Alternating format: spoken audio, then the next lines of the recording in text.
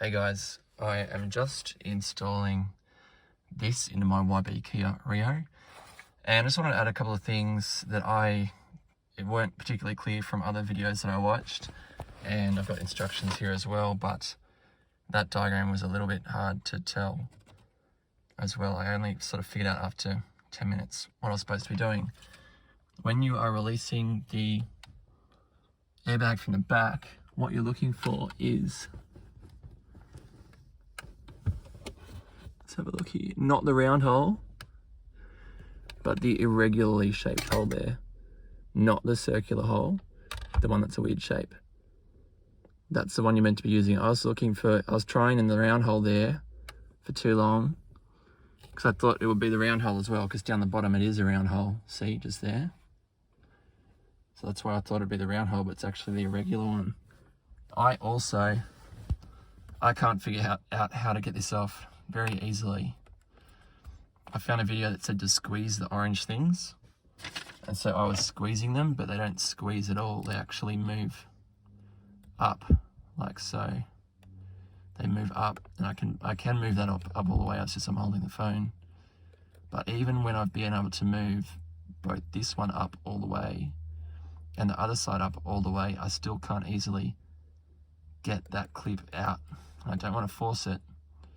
I don't want to break it. It's my airbag, of course.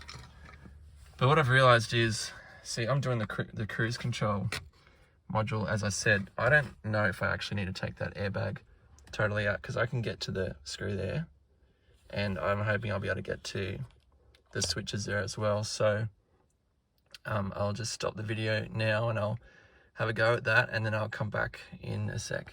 So I've just unscrewed the main switch there from the front, and that switch was unscrewed from the back in that hole, and I've just pulled this out. It took a bit of sort of wriggling to pull it out, but I've got that out. It just pulls straight out. It's just that there's probably this thing is sitting in that hole, which is why you've got to wriggle it out. But I've got, even with the airbag sitting right there, the airbag module still connected, I've got plenty of room there to get that switch out there. So I'm just going to do that swap of the switch now, and I'll come back in a sec. All right, old trip switch is out. I just took, obviously just pressing the little button in there on that side and just wriggling it till it came out, and now I'll put the new one in. All right, so I just had a bit of an issue where I put the switch in and I screwed the inside switch, this one right here, where my pinky finger is.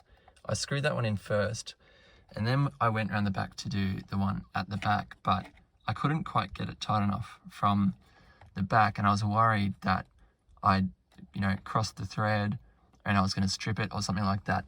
What I've realized is basically you're screwing into plastic. So I've removed it and I've put the screw in, and I've screwed the screw in to basically cut the thread on the plastic. Here's the old one right there.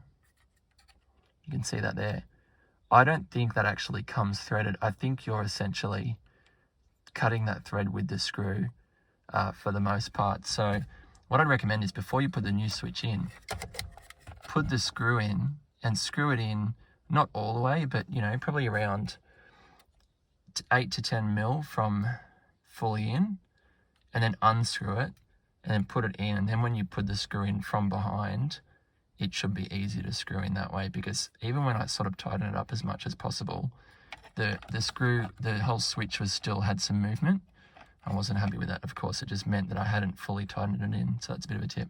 All right, I've got this all in now, and I've screwed it in at the front there, and I'm definitely putting the screw in the back, putting the screw in first before you put the switches in, and then screw it in from the back, helped get this tight so that it barely moves. Now, I've been able to tighten that quite a lot, but previously you've actually got to turn the screw in quite a long way and until this gets tight enough that it doesn't move. All right, so I'm ready to put the airbag module in now. I didn't disconnect it, so I'm just going to pop this back in and see how it goes.